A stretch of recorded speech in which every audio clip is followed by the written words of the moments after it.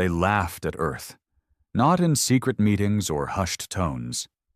No, the Galactic Empire laughed openly, boldly, across every system. Earth was a backwater mudball, weak, disorganized, primitive. They called it a blue stain, a joke of a planet barely worthy of extermination, let alone conquest. No one remembered who made first contact.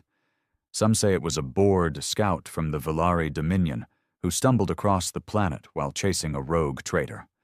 Others claim it was a diplomatic test, just to see if humanity could even form a sentence without drooling. Whatever the truth, the Empire didn't come in peace. They came with terms: surrender, kneel, serve. The usual demands they gave lesser species before harvesting them for labor and resources. Earth refused. That part still stings them, even now. They expected Earth's defiance to last a week, 2 at most. What could a bunch of tribal nations with barely unified governments offer against fleets that blotted out the sky? They bombed cities, scorched forests, poisoned rivers. They took millions. No warning, no mercy. Entire countries vanished under plasma fire. Their broadcasts showed burning capitals and shattered towers, thinking it would break human will. It didn't. Instead, it awakened something older, something feral. By the time the Empire realized what was happening, Earth had gone dark. No signals, no surrenders, just silence. They thought the species had been broken. What really happened was worse. Earth had stopped broadcasting because it had started building, digging, forging. The resistance wasn't clean or noble. It wasn't polished with honor codes and pristine uniforms. It was ugly, desperate, and bloody. And that's what made it lethal. His name was Bishop, just Bishop. No rank, no badge. He wasn't born a soldier. Nobody on Earth was. They became one out of necessity. He'd been a mechanic, fixing trash haulers in the freezing hangars of old North American cities. The first time the Empire came through his town, they took his brother. Second time, they took his wife. By the third, Bishop was the one doing the taking. He moved like a shadow across the ruins, turning scrapyard machines into death traps, building crude pulse rifles out of scavenged components. Others followed. Not because he was charismatic. He wasn't. Not because he gave speeches. He barely spoke. They followed him because he survived. And he made sure his people did too. The Empire thought they'd invaded a planet. What they really did was cage a cornered animal and poke it too many times. Humanity didn't fight fair. They didn't care about rules of engagement. They used guerrilla tactics, chemical sabotage, psychological warfare. They hacked Empire drones using devices made from children's toys. They poisoned food supplies, hijacked dropships, turned prisoners into living bombs. And every time the Empire retaliated, they made the same mistake. They tried to break humanity through fear. But fear was a currency humans had long spent. 1 year after the invasion, Earth was still standing. Not proudly, not beautifully, but standing. Covered in ash and smoke, bodies in the streets, cities half buried. But alive. And angry. That's when Bishop captured a patrol frigate. It was small, outdated, and barely space-worthy, but it flew. And more importantly, it had jump capability. When Bishop walked into that ship, flanked by 12 men and 1 woman who had once been a teacher before her school was turned into rubble, he didn't just step into the stars. He brought a war with him, a human war, and the Empire was about to learn what it meant to laugh at a species that had lost everything. The captured frigate was old, smelled like rusted metal, dead fuel, and something far worse. Fear. Not human fear. Alien fear. The kind that stunk of superiority recently shattered. Bishop stood at the helm, his calloused fingers resting on the control panel like he was reading a sacred script. The lights flickered, dim blue pulses along the interior walls. Technology far beyond Earth's, but not unfamiliar anymore. Humans were quick learners, especially when failure meant extinction. They didn't rename the ship. No time for symbolism or poetry. It was a tool, not a shrine. It was the same way Bishop saw himself. "Talon 4 reporting," said a voice behind him. That was Monroe.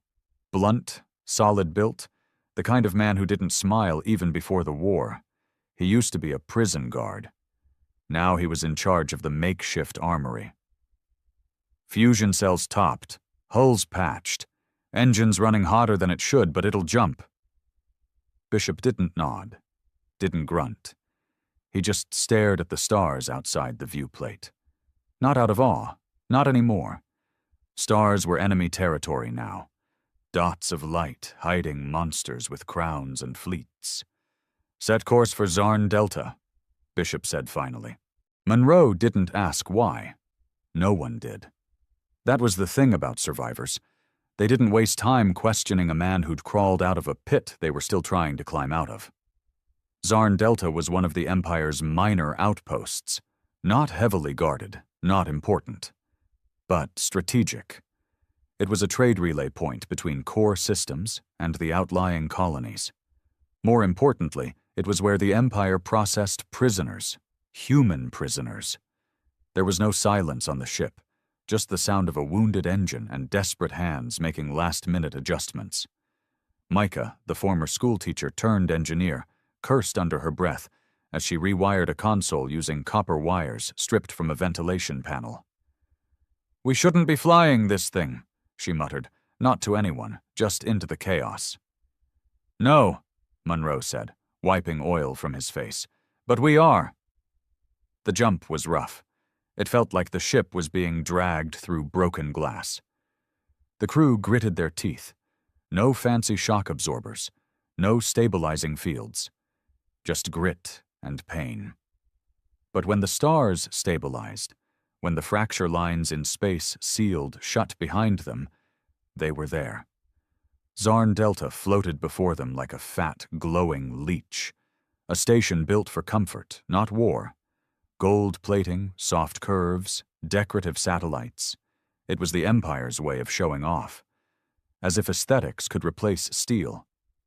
Bishop stood silent, watching the rotating ring of the station. He didn't blink.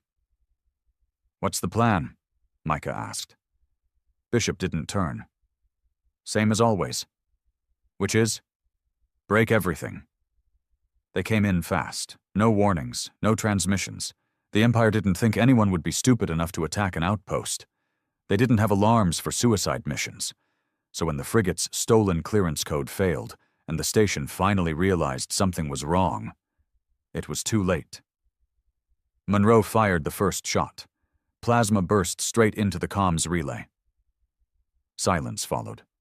Then confusion. Then panic. Inside the station, it was chaos. Human prisoners had been kept like livestock, stacked in narrow cages, injected with compliance drugs, stripped of names. Some had forgotten who they were. Some had forgotten they were human. When the first explosion rocked the station, they thought it was another purge. Then the walls cracked open, and they saw faces.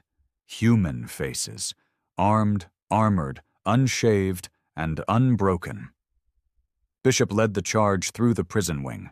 He didn't scream. He didn't rally. He just moved forward, pulse rifle tight to his shoulder, firing in steady, practiced bursts. Empire guards were trained for rebellion, for riots. Not this. Not humans shooting first. Bishop dropped 2 guards before the rest even turned around. Monroe slammed through the blast door with a makeshift breaching charge. Micah followed, dragging 3 prisoners out of a burning cell block. Some prisoners couldn't walk. Some were blind. Some were already dead inside. But a few, just a few, stood up when the smoke cleared and reached for weapons. And that was enough. The battle lasted 14 minutes. 14 minutes of teeth and blood and heat. When it ended, Zarn Delta burned like a falling sun. Bishop didn't stay to gloat. They weren't there for revenge. Not just yet. They loaded the prisoners, those who could still stand, those who could still think, onto the frigate and vanished before the Empire's reinforcements arrived. Back in the void, the rescued huddled in silence. Where are we going?" one of them asked, barely a whisper. Bishop didn't answer, not because he didn't know, but because the question itself no longer mattered. They weren't going anywhere. They were becoming something.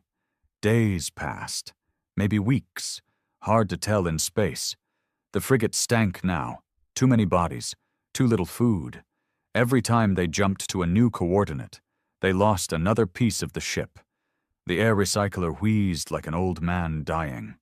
Monroe kept saying it was temporary, but no one believed him. They had no home. Earth was still under siege. They had no command, no support. What they had was a name now, whispered in fear across the Empire's comms: the Scourge, a rogue unit, unidentified, human, and dangerous. Empire patrols began tightening. Stations went into lockdown. Diplomats were recalled. Fear was good, but it wasn't enough. They needed more. So Bishop gave the order that changed everything. "We're taking a dreadnought," he said. The crew stared at him like he'd gone insane. He probably had. Dreadnoughts were the Empire's crown jewels, city-sized warships, carriers, fortresses. No human had even seen one up close and lived. Micah slammed her fist against the panel. "We're not ready. We barely made it out of the last jump alive." Bishop looked at her. Calm. Cold. "Then we die trying." Monroe, to no one's surprise, didn't argue. He just started loading munitions. They didn't tell the rescued prisoners. No point. They were barely clinging to hope as it was. Most had stopped speaking. Their eyes were hollow, like mirrors showing only loss. But when the old frigate crept up to the dreadnought's blind side, hidden among asteroid debris, they saw something shift. The ship was massive. It blocked out half the stars. Black steel, blood-red insignia, endless turrets along its flanks. It was docked, refueling, guards minimal. It was the closest it would ever be to vulnerable. Bishop suited up in silence. His armor was scratched, mismatched, and pieced together from looted tech. But it worked. Behind him, 20 survivors readied weapons. Not soldiers, just broken people with something left to kill. They breached through a cargo bay, silent, surgical. They moved like ghosts, no grand firefight, no alarms, just quick death and stolen codes. Within minutes, they were inside the control chamber. Mika hacked the bridge systems. Monroe held the rear. Bishop took the center. "Firewalls are heavier," Micah warned. "This isn't a station, it's an apex predator." "Can you take it?" Bishop asked. She looked at him, just long enough to show her cracked lips and blackened eyes, and smiled. "I'll burn the whole thing." It took 36 minutes. 36 minutes of running code, slicing locks, redirecting power, and disabling AI protocols. But when it was over, the dreadnought belonged to them. To humans. The dreadnought's engines roared. Its lights flared red. The old frigate was left behind, drifting in silence. Now they had a warship. Bishop walked the command deck. Below him, the galaxy stretched open, ripe and vulnerable. This wasn't a resistance anymore. This was a reckoning. The dreadnought was alive, not in the sense of AI or sentient machinery. No, it didn't think. But it breathed, it pulsed, and now it was in human hands. A ship designed to control systems, crush rebellions, and level moons had become the new heart of Earth's fury, and it beat with rage. The bridge was cold, metallic, lined with obsidian-colored command terminals and glowing panels written in Empire glyphs. Useless now. Micah had overwritten the interfaces in less than a day. Human code infected the ship like a virus, rewiring, replacing, mutating. They called it Revenant now, because it had died once under the Empire's flag and been reborn under theirs, a fitting name for a ghost full of vengeance. Bishop stood at the main viewport, watching the stars wheel by as they cruised silently toward the outer rim. He hadn't spoken much since the capture. He didn't need to. His presence was command enough. But something was building inside him. It wasn't pride. It was pressure. The kind that came with purpose. Below deck, Monroe and a squad of rescued prisoners-turned-fighters ran combat drills. The training wasn't pretty. Bare fists, improvised weapons, and hard knocks. But it worked. They were learning what the Empire never expected humans to master: unity, under pain. Micah hadn't left engineering for over 30 hours. She had a pile of ration packs next to her console and 3 energy stimulants pulsing in her veins. Her fingers were stained with oil and interface gel, her eyes dark-ringed with exhaustion. "I've accessed 2 of the main railguns," she reported over the intercom, her voice hoarse. "But the 3rd's fused with a security lock. I'll need another day." "You've got 12 hours," Bishop replied flatly. She didn't argue. They had a mission now, something beyond survival. They were heading to Kirellin Prime. It was one of the Empire's core planets, not the capital but close, a beacon of culture, arrogance, and cruelty. It was where the Empire paraded its conquests, where humans had been sold as slaves during the first year of the war, where propaganda broadcasts showed primitive Earthlings being domesticated like animals. They were going to burn it. The Revenant emerged from subspace just outside the defense grid. Silent, cloaked in distortion fields that Micah barely understood. Empire sensors were calibrated to detect known threats, not themselves. Bishop ordered a full systems check. Weapons, engines, comms, all green. They didn't need finesse. They needed destruction. "Target power stations first," he said. "Then comm towers. Then fuel reserves." Monroe nodded. "Civilians?" Bishop didn't blink. They watched. A moment passed. That was all the conversation they needed. The first shot from Revenant's railgun tore through atmosphere like a god's hammer. It cracked the primary power grid and left the night sky glowing with falling sparks. The second hit a comm tower, ripping it into steel confetti. Panic spread through Kirellin Prime like fire. Their security forces scrambled, launching interceptors, deploying ground troops, but it was chaos. No one expected an Empire dreadnought to turn traitor. The signals screamed betrayal. Commanders hesitated. Some refused to fire, thinking it was a test. By the time clarity returned, half the city was gone. Revenant didn't pause. Bishop gave the order to descend. The dreadnought lowered through thick clouds, a black mass that blotted out the sun. Its hull groaned under atmospheric pressure, but it held. The anti-gravity fields kicked in, stabilizing the descent as landing pods prepared for drop. Bishop, Monroe, and 20 armed fighters boarded the first pod.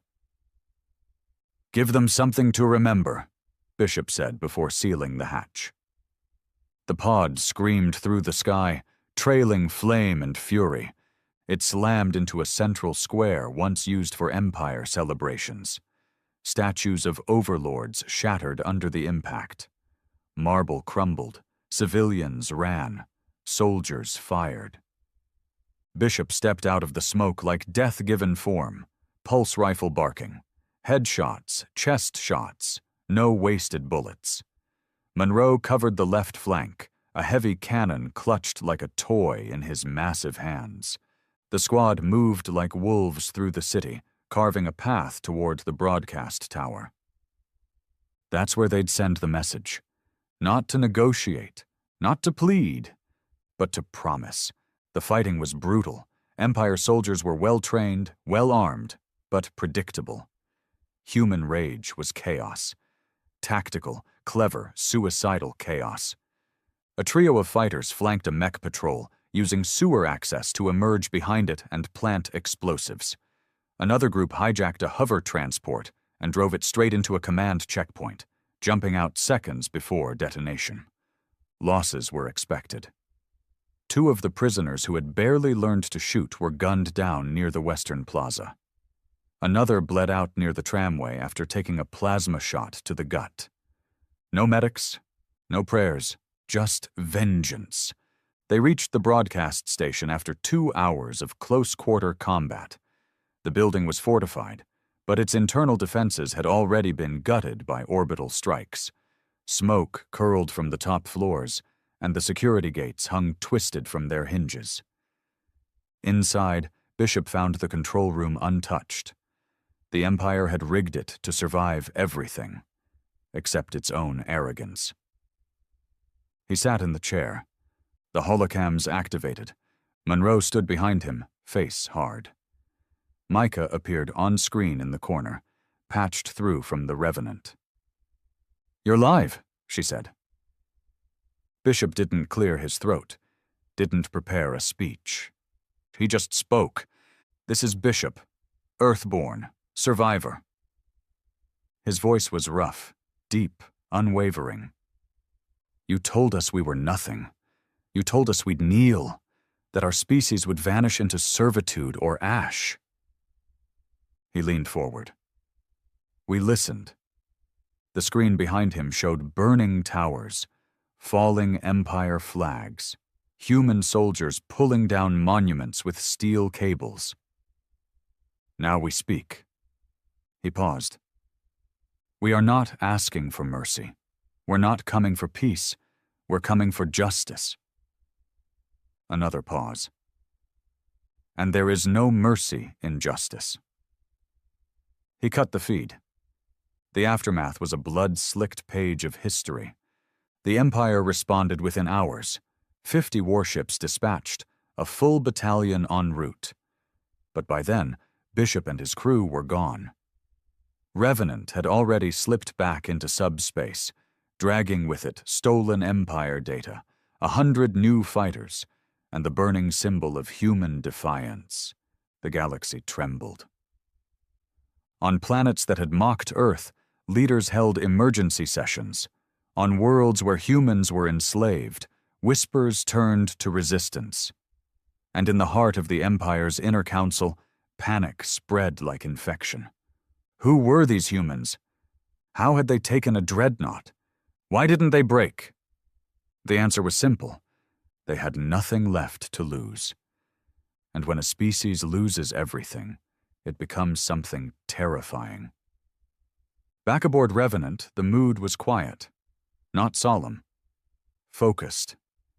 The ship hummed with the energy of stolen pride.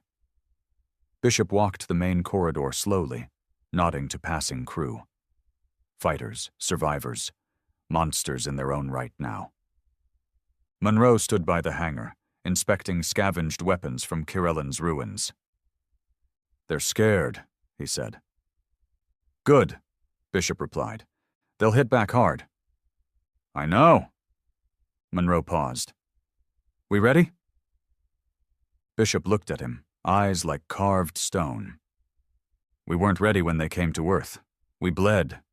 We burned." He stepped past him. "Now it's their turn." They retaliated. The assault on Kirillin Prime hadn't just been a wound. It was an embarrassment. An entire world defiled by a species they'd declared inferior. By a stolen dreadnought, no less. That part enraged them most.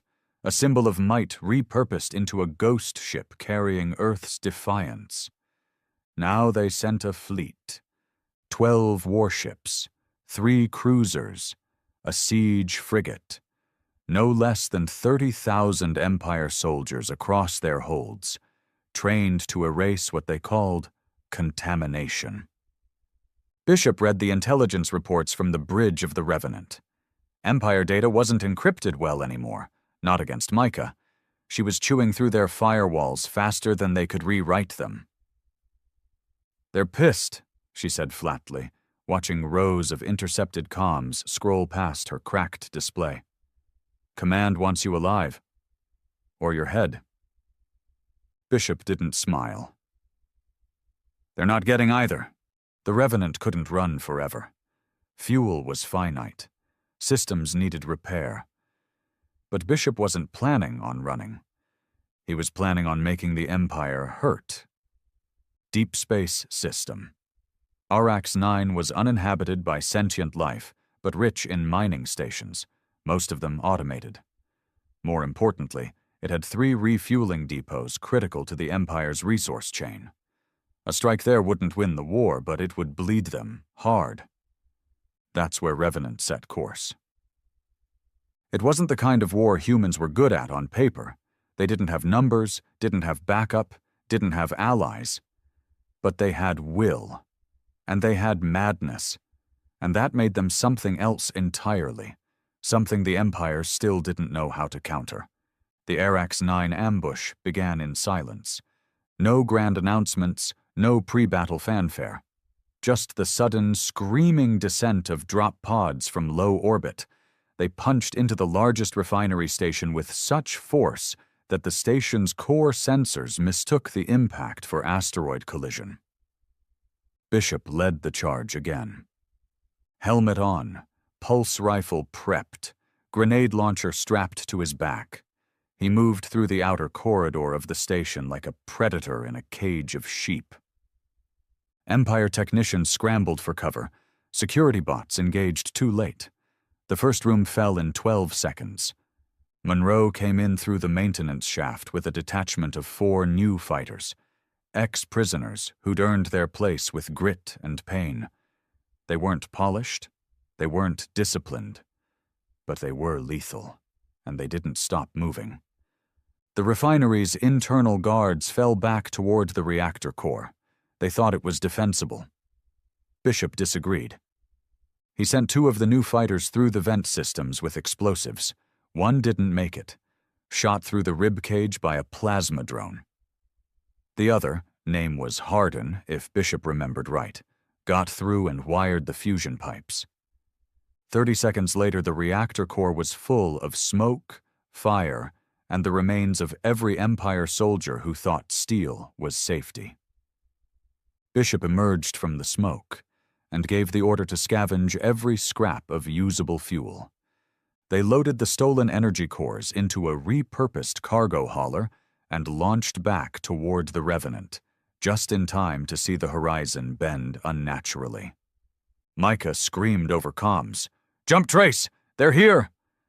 The Empire fleet had arrived. The space around Arax-9 bloomed with ships. The Empire didn't skimp on force projection. They were done underestimating humans. Bishop watched from the command deck as cruisers spread across the system like predators boxing in prey. "They'll pin us from all directions," Monroe said, arms folded. "Standard net maneuver. Force a jump, track the trace, then drop a null field." Micah chimed in, her voice tight. "And we can't jump blind.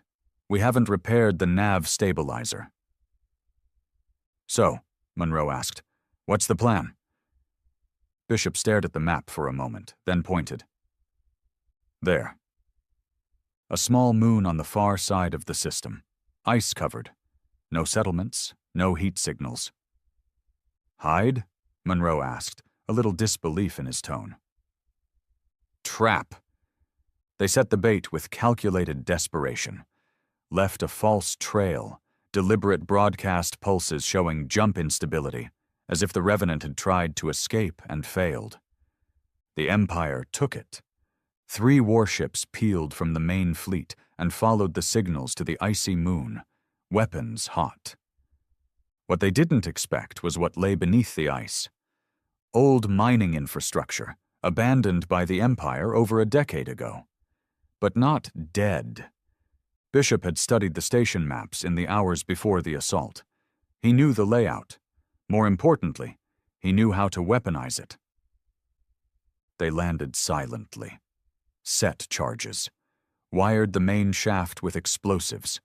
Created kill zones and fallback positions. And then they waited. The first drop squads landed with arrogance. High-tier armor, auto-lock targeting systems, atmospheric walkers, Empire elite. Bishop gave no warnings. The first squad stepped into the entrance shaft and vanished in a burst of fire and screaming metal. The second was smarter, slower, but they were still predictable. The fight inside the station lasted almost an hour. A brutal, intimate brawl of close quarters. Pulse rounds, blades, blunt trauma. One of Bishop's men, Soren, was caught in a grenade burst and lost both legs. He kept shooting from the ground until he ran out of ammo. Then he used a broken pipe. By the time the Empire pulled back, half their landing force was dead. But they still had orbit. The Revenant was under fire now, its shields cracking, hull screaming under plasma barrage. Micah screamed into the comm. "We can't hold orbit. We need to jump." "We don't have the stabilizer," Monroe shouted. Bishop clicked in calmly. "Override the limiter." "That could fry the core." "Then we fry." They jumped, not cleanly, not safely. The Revenant tore through space with a soundless scream. The drive stuttered mid-jump, and for a moment every light on the ship blinked out. Every system went dead. Then, with a violent pulse of artificial gravity and shattered internal panels, they emerged. Somewhere. No one knew where, but they were alive. The damage was bad, worse than they'd ever taken. The outer hull was ruptured in 3 places. Engine thrusters were melted slag. Half the comms were down. 4 crew were dead, including Micah's second-in-command, a skinny teenager who'd once been a street kid in the ruins of Berlin. She didn't cry. She didn't even flinch. She just kept working, rerouting systems, welding by hand with shaking fingers. "We're not going to last like this," Monroe said quietly as he joined Bishop on the observation deck. "No." "No backup." "No." Monroe looked at him. "So what now?" Bishop didn't answer right away. He looked out the viewport. Stars. Endless, indifferent stars. And then he spoke. "We make one last move." The jump had nearly torn the Revenant apart. What remained of the dreadnought now drifted in a dead zone of space. No stars, no comm relays, nothing but static. A graveyard sector. No system records. No nav charts. It was where damaged ships went to vanish, and if fate had its way, that's where the Revenant would stay. Except fate had never met Bishop. Repairs started immediately, not because they thought they could fix it, but because if they didn't keep moving, they'd start thinking. And if they started thinking, they'd realize how close they were to the end. Micah sat waist-deep in an open panel, covered in burns, bruises, and the dried blood of a split lip. She hadn't slept in 2 days. "We lost the forward thrusters permanently," she muttered. "I might be able to give you limited burst, but not much more than a lurch. Weapons systems, maybe 50%. If we fire one more volley from the main rail, we'll melt half the coils." Bishop stood beside her, eyes scanning the reports. He didn't ask how bad it was. He already knew. The Revenant was dying. "We have one last strike," he said, as if that was enough. Monroe didn't even flinch. He was next to them, sitting on a crate, arms crossed. His shirt was torn, his shoulder bandaged with tape. "We're not surviving another run."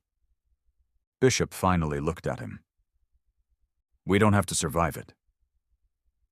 A pause, just long enough for the silence to settle in. "We just have to make it count." The target was the core citadel, the heart of the Empire, floating above the throne world, orbiting a planet they once used to display power and parade their dominance. The citadel was more than a station. It was a symbol. Command, authority, fear. Destroying it wouldn't win the war, but it would break the myth of the Empire's invincibility. That was all humanity needed.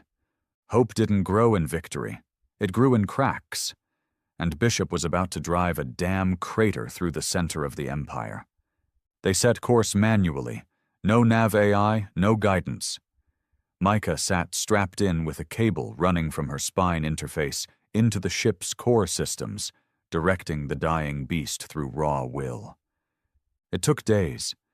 Days of silent corridors, flickering lights, and whispered conversations. There were fewer people now, 48 in total. That included 2 injured fighters who couldn't walk, and an engineer with a punctured lung. But every one of them volunteered. No one begged to turn back. No one cried for survival. This wasn't about making it out.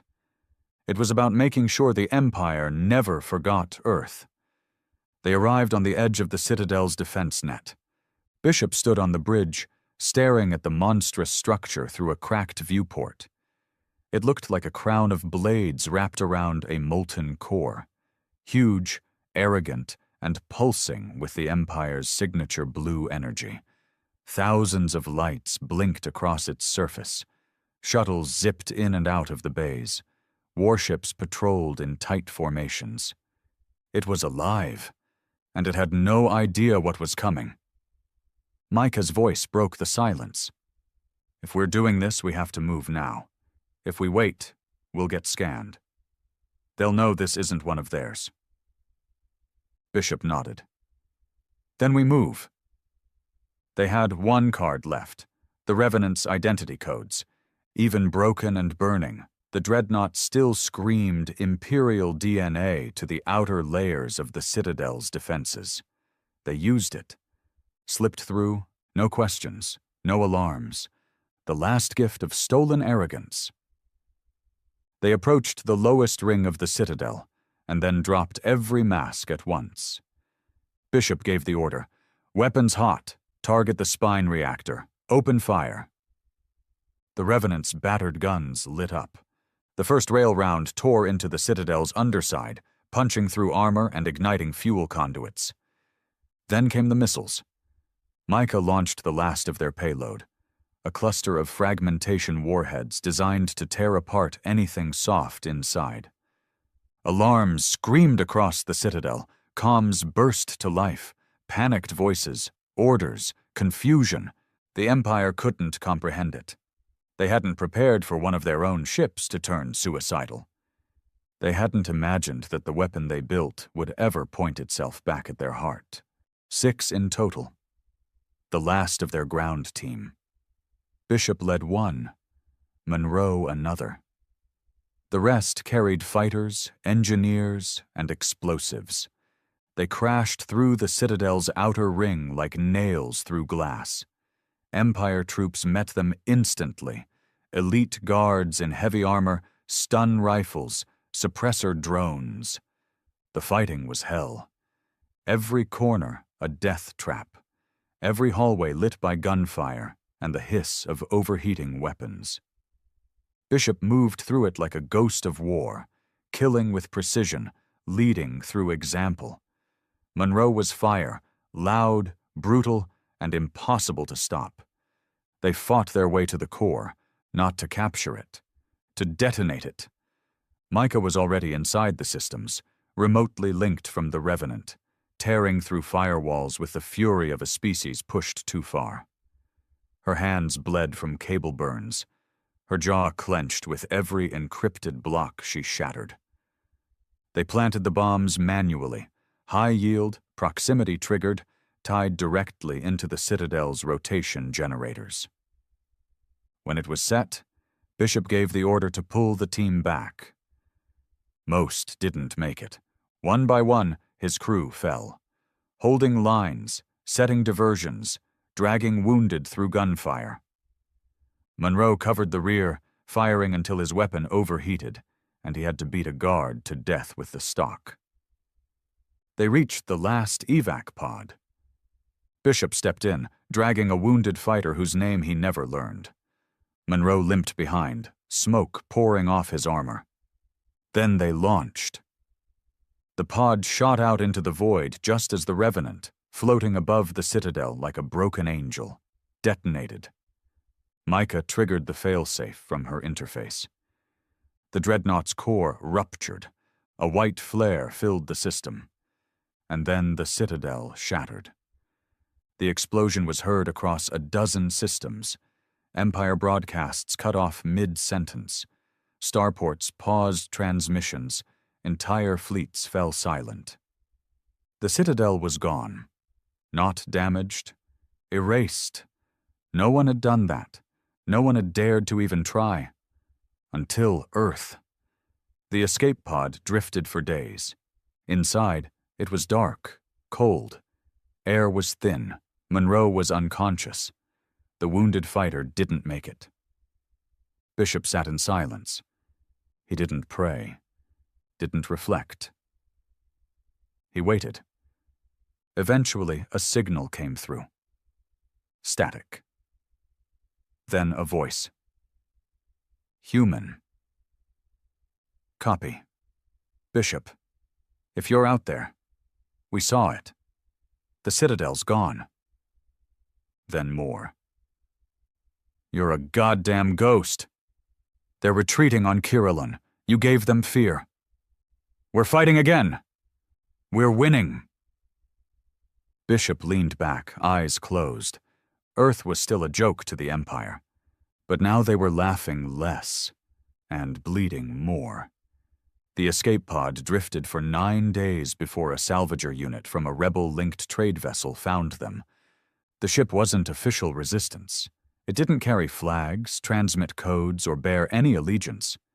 But it was human. That was enough. They pulled Bishop and Monroe out of the pod like they were ancient relics. Bishop was still conscious. Barely. His skin was dry, lips cracked.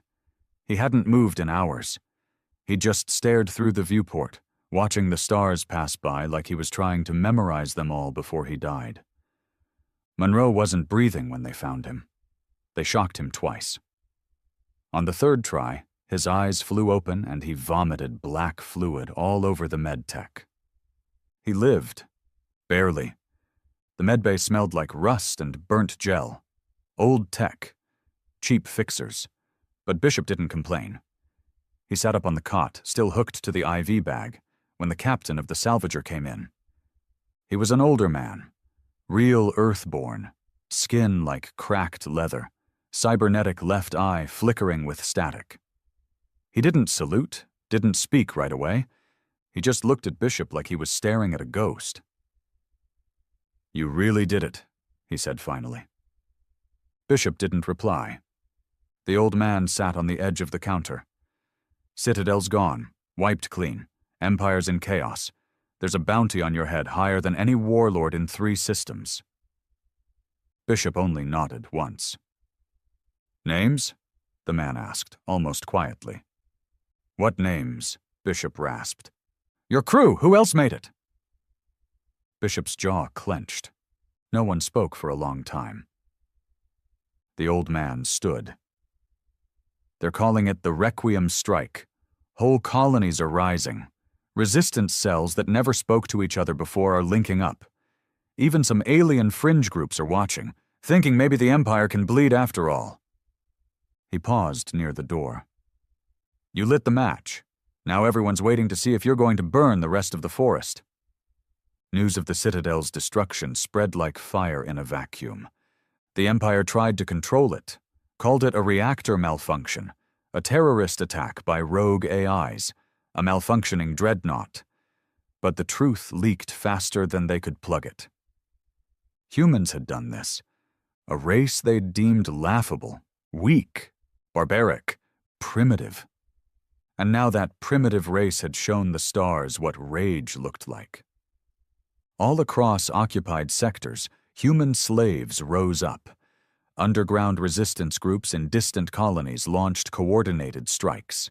Even some minor Empire commanders defected, unwilling to serve a regime that couldn't even defend its own throne. The war had changed. And everyone knew it. Bishop didn't want fame. Didn't care about revolution, flags, or being remembered. But he couldn't walk away. He owed the dead too much. So when the salvager docked with a small rebel station hidden in the rings of a shattered moon, Bishop stepped off that ramp not as a survivor, but as the start of something worse. Something more dangerous. Something the Empire couldn't erase. The station wasn't much. Bare walls, flickering lights, too many people in too little space. But it was alive. Fighters trained in converted mess halls.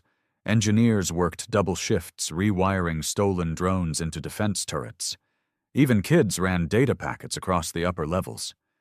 Bishop didn't speak to crowds. He wasn't that man.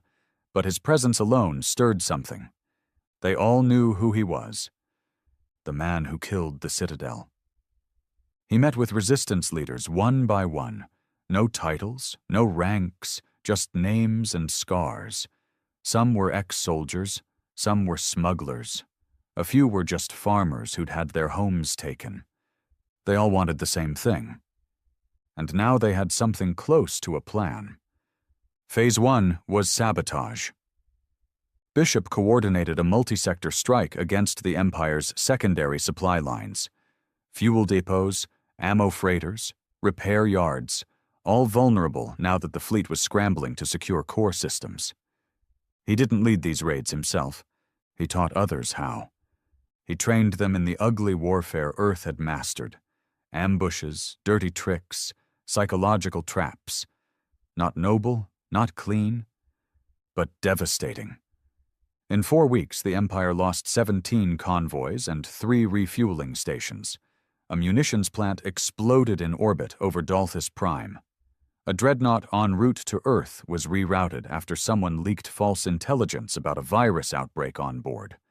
Each strike carried the same message, broadcast just before detonation. This is for Earth. It wasn't signed, but they knew.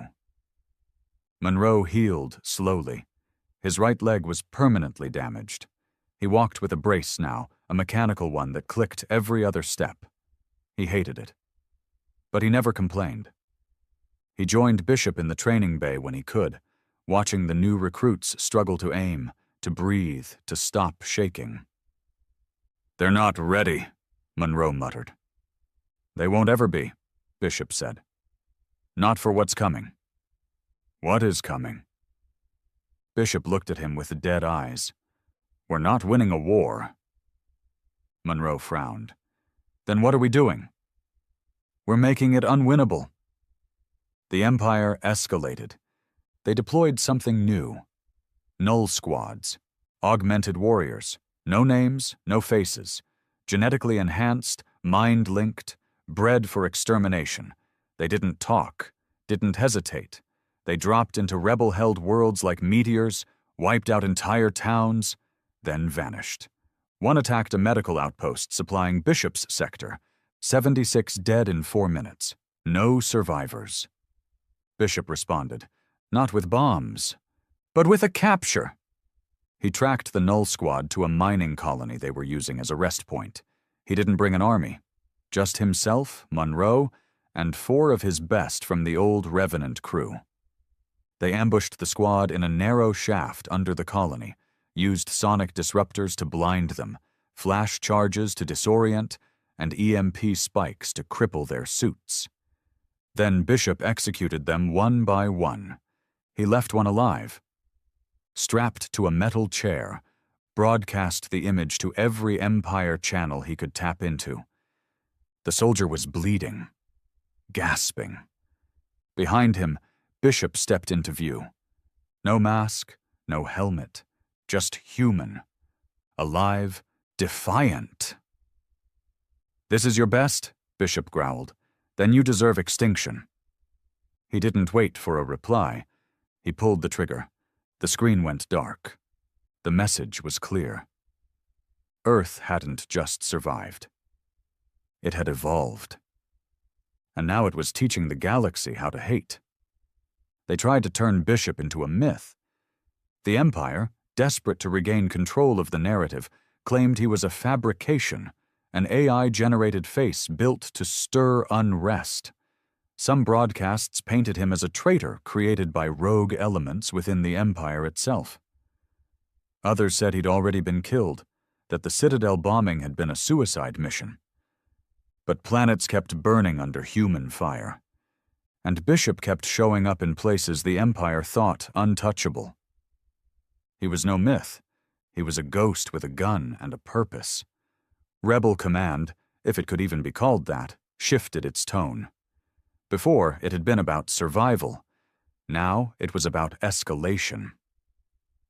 More cells rose. Independent crews coordinated strikes across sectors. Bishop's influence spread like fire across dry brush. His tactics, vicious, raw, unfiltered, became the foundation of an unofficial doctrine. Fight dirty. Make them fear you. Leave no witnesses. There was no anthem, no speeches, just a symbol etched into the hulls of stolen ships, scrawled on ruined walls, painted in the blood of fallen Empire soldiers. A cracked planet. Earth breaking its chains. Monroe had turned his limp into a weapon. He'd refuse help, even when pain made him sweat bullets. "It reminds me what they took," he said once, voice low. He now ran the combat trials for new recruits. He beat the hell out of most of them. No one complained.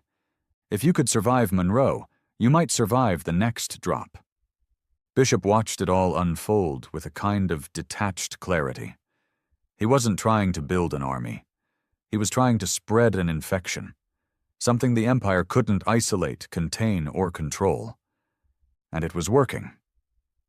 But then came the massacre at Lithan 3, a rebel-friendly farming world, remote, sparse, civilian. The Empire descended without warning. They didn't use null squads this time. They used orbital cleansing. No ground troops, no broadcasts, just silence and fire. 3 minutes. That's how long it took to reduce the planet to glass. Bishop arrived a day too late.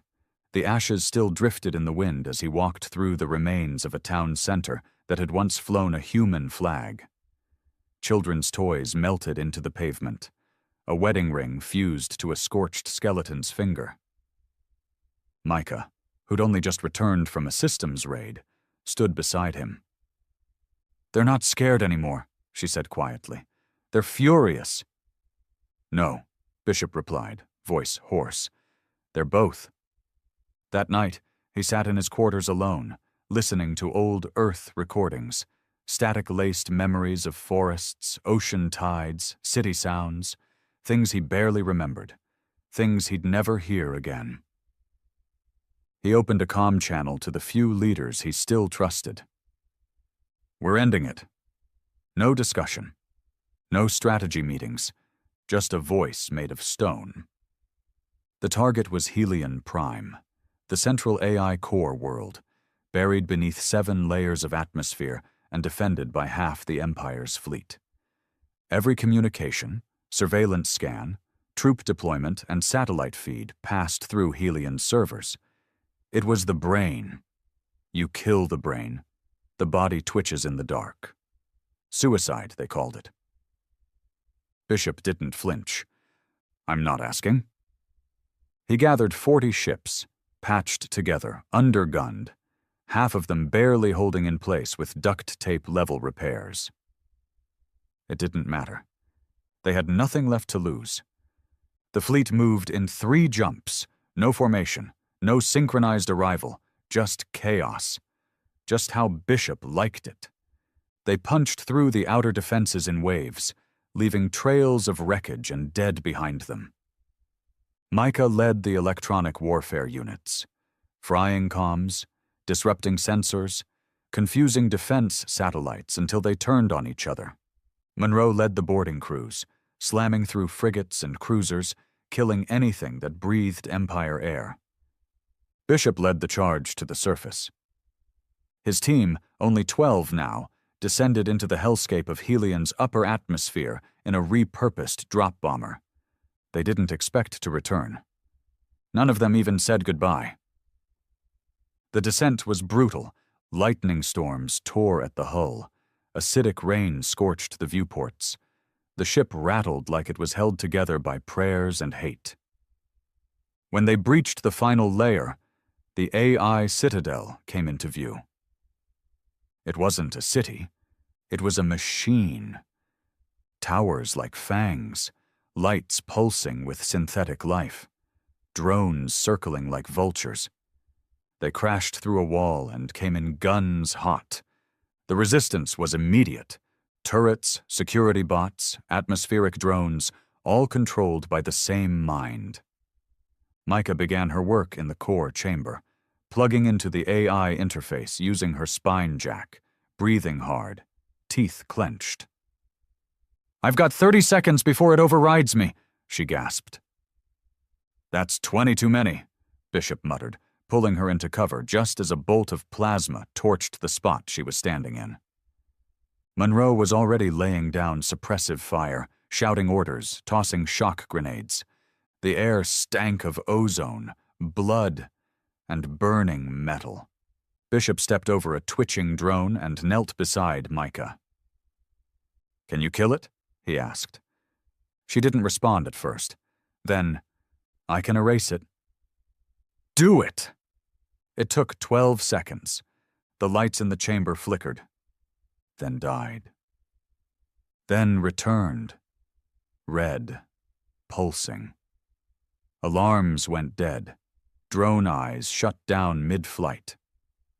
Then, nothing.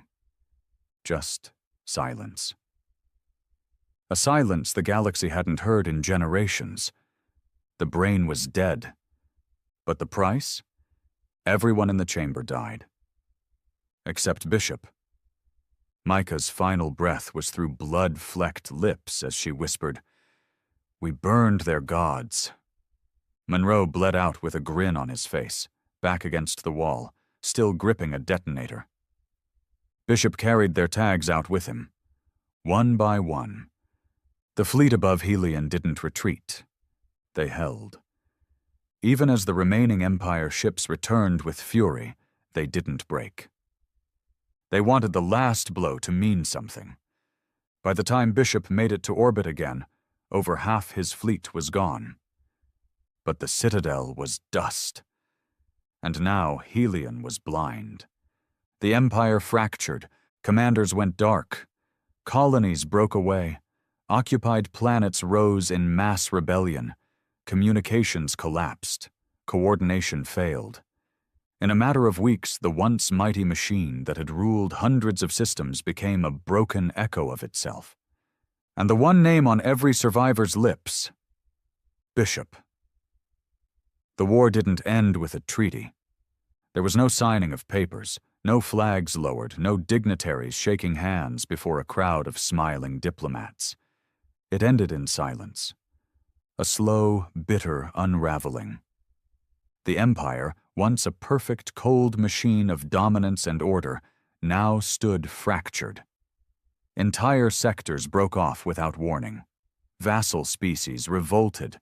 Military ranks dissolved into infighting, paranoia, and scattered remnants that couldn't even agree on who was in charge.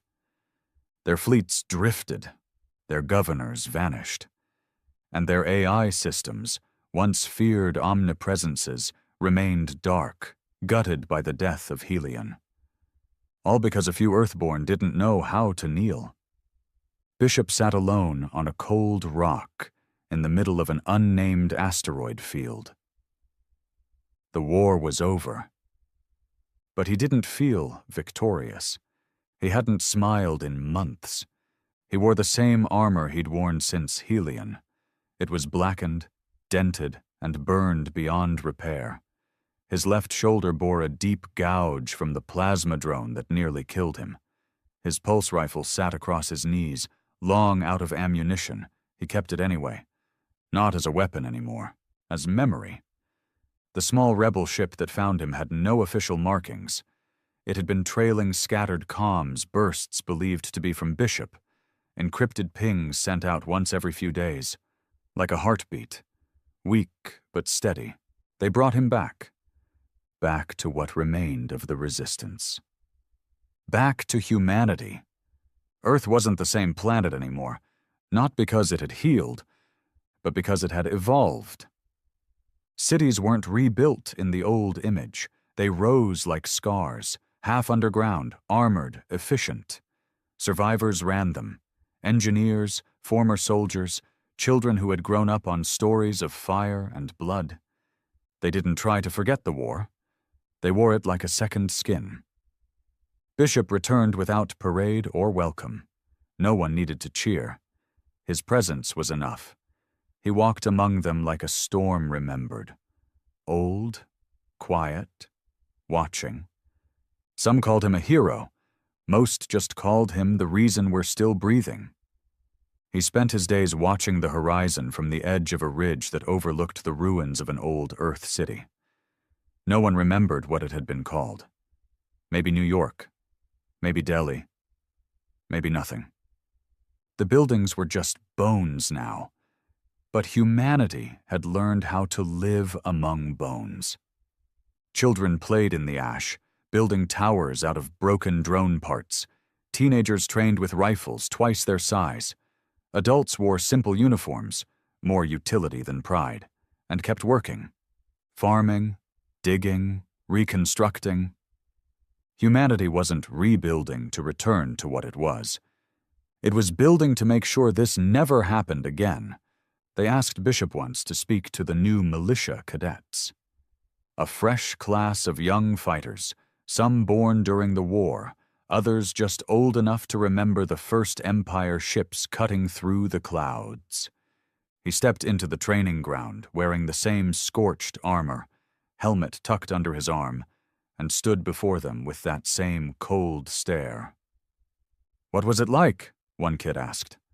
Barely 16, hand wrapped around a modified sidearm, eyes full of that old curiosity. Bishop looked at him and said the only truth he could. It never stopped hurting. The war was won, but the cost was never forgotten. Micah's face haunted him when he saw the tech labs, young engineers pulling apart Empire drones and building new satellites out of the wreckage.